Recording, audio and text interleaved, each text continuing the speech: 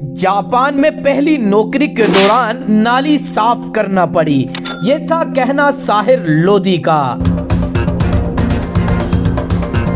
नाजरीन, साहिर लोधी ने प्रोग्राम में कहा कि जापान में मुझे एक सबक सीखने को मिला था।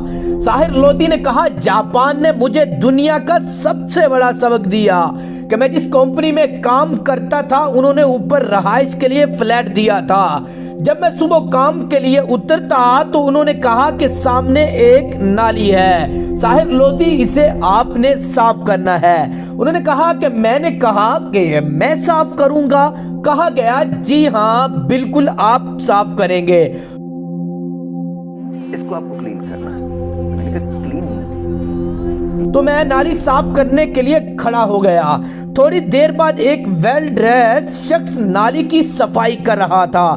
मैंने पूछा, ये कौन है? तो बताया गया ये कंपनी का मालिक है। साहिर लोधी का कहना कि ये सुनकर मैंने फौरी तौर पर नाली की सफाई शुरू कर दी। अदाकार का कहना था कि जापान ने मुझे बराबरी के हकूक भी दिखाई दिए। वहां ये नहीं होता कि हूटर्स वाली गाड़ियां चल रही हो, वहां तो रुकने असेंबली भी स्टेशन पर खड़ा पर्चे बांट रहा था कि हमें वोट कर देना। साहिर लोधी ने बताया कि 17 साल की उम्र में जापान गया था और वही मेरा पहला सफर था। मुझे सफर करना हमेशा पसंद था। एयरपोर्ट पर ठहरना चाहता हूं तो वहां के लाउंज अच्छे लगते हैं। नाज़रीन, जापान की तरक्की का यही राज है, वहां सब बराबर हैं।